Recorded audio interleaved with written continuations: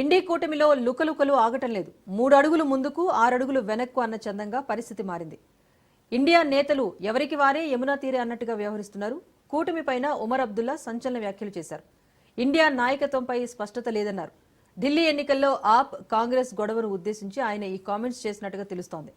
గతంలో ఇండి కూటమికి టీఎంసీ అధినేత్రి మమతా బెనర్జీ కూడా కౌంటర్ ఇచ్చారు. అవకాశం వస్తే ఇండి కూటమికి తాను నేతృత్వం వహిస్తా అన్నారు. అలాగే కాంగ్రెస్ పై నమ్మకం లేదు అంటున్నాయి మెజారిటీ పార్టీలు. దీంతో ఇండియా ఎజెండా ఏంటి అనేది ఎవరికీ తెలియటం లేదు. అసలు ఇండి కూటమి ఉనికిలో ఉంటుందా లేదా అనే ప్రశ్నలు కూడా వినిపిస్తున్నాయి. మోదీని ఎదుర్కోవాలంటే ఐక్యంగానే ఉండాలి అంటున్నారు రాజకీయ విశ్లేషకులు. దీనికి సంబంధించి డీటెయిల్స్ మా ఇన్పుట్ ఎడిటర్ చిదంబర్ రెడ్డి అందిస్తారు. చిదంబర్ రెడ్డి, చెప్పండి. ఇండియా కూటమి ఏదైతే ఏర్పడిందో ఏర్పడిన దగ్గర నుంచి కూడా స్ట్రాంగ్ గా ఉన్న ప్రాంతీయ పార్టీల నుంచి ఆ వ్యతిరేకత అనేది స్పష్టంగా చూస్తున్నాం మనం. ఇప్పుడు ఢిల్లీలో జరిగిన సంఘటనలు కానివ్వండి, గతంలో మమతా బెనర్జీ కానివ్వండి, టీఎంసీ విషయంలో కానివ్వండి, ప్రతి ఒక్కరూ కూడా అపోజ్ చేస్తూనే వస్తున్నారు. అసలు కూటమి ఉంటుందా లేదా అన్న పరిస్థితికి ఇప్పుడైతే సిచ్యువేషన్ వచ్చేసింది. సో ఏంటి, కూటమి నిలుస్తుందా లేదా అన్న దానికి సంబంధించి ఇప్పుడు ఒమర్ అబ్దుల్లా చేస్తున్న వ్యాఖ్యలు కూడా మరింత బలాన్ని ఇస్తున్నాయి అనుకోవాలా? అసలు కూటమి ఉంటుందా లేదా అన్న ప్రశ్నలు కూడా ఉదయిస్తున్నాయి. దీనికి సంబంధించి ఎలాంటి విశ్లేషణ వినిపిస్తోంది?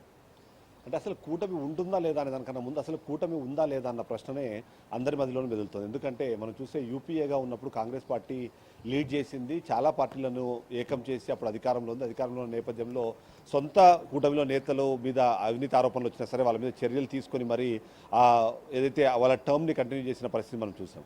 బట్ ఇవాళ పరిస్థితుల్లో మాత్రం కాంగ్రెస్ పార్టీ దేశవ్యాప్తంగా 99 సీట్లతో సెకండ్ లార్జెస్ట్ పార్టీగా ఎదిగినా సరే ఇంకా స్టిల్ ఆ నాయకత్వ లోపం కానివ్వండి, లేకపోతే గతంలో ఒక కూటమిని నడపడానికి అవసరమైన ఏదైతే ఆ స్ట్రెంత్ ఉండిందో ఆ స్ట్రెంత్ ఇవాళ కనిపించట్లేదు అనే ఒక విశ్లేషణ మనకు వినిపిస్తుంది.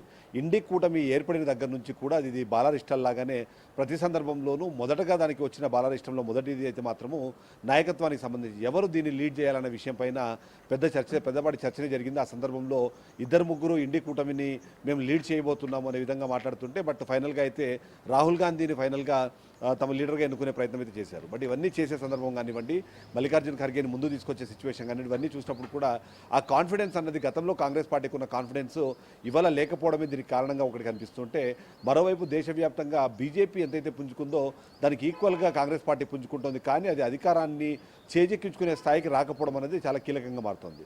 దానికి తోడు దాదాపుగా అన్ని రాష్ట్రాల్లో కూడా ఇప్పుడు ప్రాంతీయ పార్టీలు తమ హవాని కొనసాగిస్తున్నాయి. అంతేకాకుండా ఈ జాతీయ పార్టీలు వద్దు అనుకున్న వాళ్ళందరూ ప్రాంతీయ పార్టీల వైపు మొగ్గు చూపుతున్న నేపథ్యంలో రాష్ట్రాల వారీగా చూసినప్పుడు కూడా ప్రాంతీయ పార్టీలకు అధికారం దక్కే అవకాశాలు కూడా ఎక్కువగా కనిపిస్తున్నాయి. అందులో ముఖ్యంగా చూస్తే మాత్రం ఇప్పుడు ఆ ఉమర్ అబ్దుల్లా చేసిన వ్యాఖ్యలు చాలా కీలకంగా మనం చూడాల్సిన అవసరం ఉంటుంది. ఎందుకంటే మొదటిది ఏదైతే మనం ఒక్కసారి కూటమిగా ఏర్పడిన తర్వాత ఆ కూటమిగానే ఎలాంటి ఎన్నికలు వచ్చినా సరే మనం పోటీ చేయాలి. అలాంటిది కాకుండా ఇవాళ ఢిల్లీలో 2 పార్టీలు ఏదైతే ఆప్ అలాగే కాంగ్రెస్ పార్టీ 2 ఇండి కూటమిలో వాళ్ళు మిత్రులుగా ఉన్నారు, కానీ ఇక్కడ ప్రత్యర్థులుగా మేము ఎన్నికలకు వెళ్తామంటాము.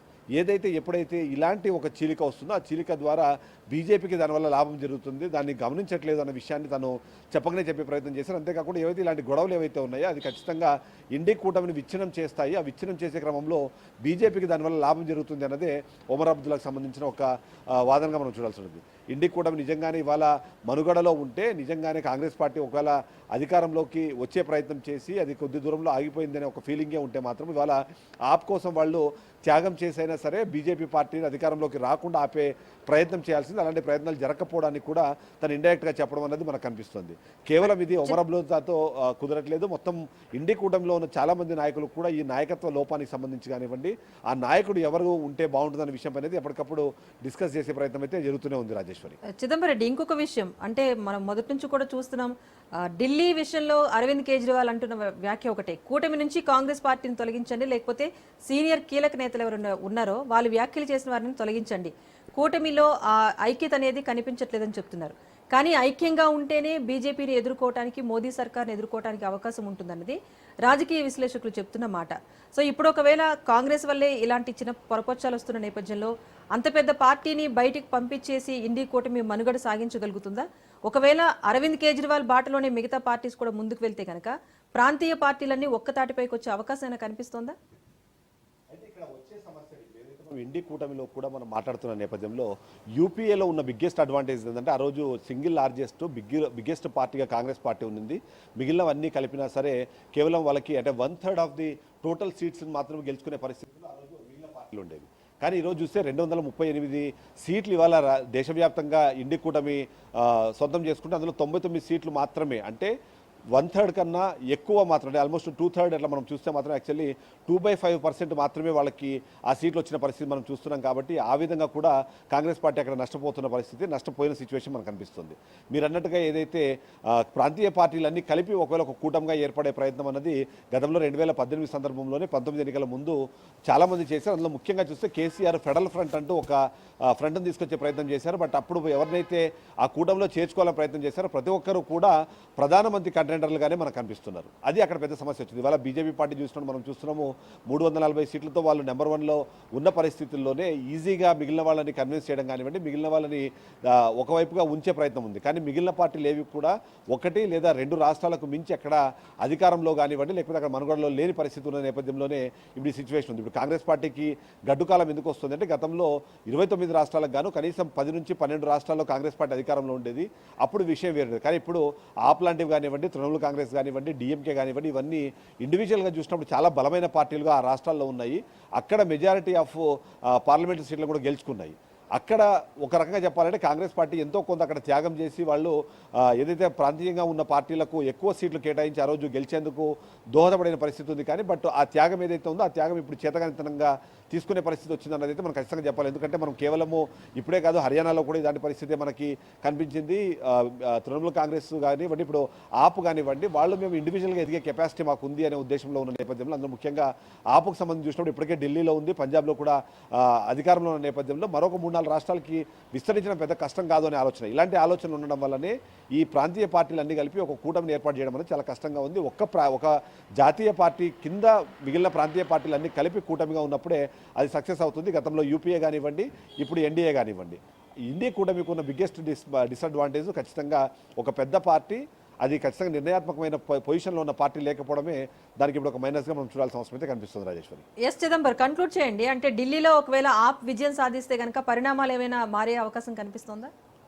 అయితే ఇప్పటికిప్పుడు మనం చూస్తే మాత్రం ఢిల్లీలో పరిస్థితులు కొద్దిగా డిఫరెంట్గానే మనకు కనిపిస్తున్నాయి. ఆపు ఖచ్చితంగా మేము గెలవబోతున్నాము, హ్యాట్రిక్ కొట్టబోతున్నాము అన్న విషయాన్ని చెప్పే ప్రయత్నం చేస్తున్నారు. అదే సందర్భంలో బీజేపీ పార్టీ కూడా గత 3 పర్యాయాలు అటు కేంద్రంలో అధికారంలోకి వచ్చాము, గత 5 సంవత్సరాల నుంచి కానివ్వండి, గత 2 పర్యాయాల్లో ఏదైతే ఆపుకు సంబంధించి ఏదైతే పాలన చూశారో అక్కడ ఏం జరిగింది, అవినీతి మొత్తం అక్కడ ఉంది. ఆప్ అనే దాన్ని అంటే ఆపదతో ఒక గవర్నమెంట్ అనే విధంగా ప్రజల్లోకి అంత నష్టాన్ని చేకూరుస్తుంది. దానికి తోడుగా ఈ స్కాములు కానివ్వండి లేకపోతే జరుగుతున్న కార్యక్రమాల్లో అక్కడ అవినీతి కానివ్వండి తారాస్థాయిలో ఉంది అన్నది ప్రజల్లోకి తీసుకెళ్లే ప్రయత్నం చేస్తున్నారు. ఈ రోజుకి మనం చూస్తే మాత్రం ఆప్కి ఎంతో కొంత ఎడ్జ్ ఉంది అన్న ఒక మాట అయితే వినిపిస్తుంది. కానీ బట్ అదే సందర్భంలో మనము బీజేపీని కూడా కొట్టిపారేయాల్సిన పరిస్థితి అయితే లేదు. బట్ అంతకుముందు కాంగ్రెస్ పార్టీ కూడా ఢిల్లీలో అధికారంలో ఉంది. ఆ సందర్భంలో జరిగిన కామన్వెల్త్ స్కామ్ లాంటివి కానివ్వండి, అలాంటివన్నీ చూసిన తర్వాత ప్రజలు వాళ్ళకి ఓటేస్తారా లేదా అన్నది ఒక అనుమానం అయితే ఆప్కు వెళ్లే ఓట్ల నుంచి కాంగ్రెస్ పార్టీ ఏమైనా చీలిస్తే మాత్రం ఖచ్చితంగా బీజేపీకి అనుకూలంగా మారే అవకాశం వల్లే మనకి కనిపిస్తున్నాయి. Rajeshwari, right, thank you Chidambar Reddy.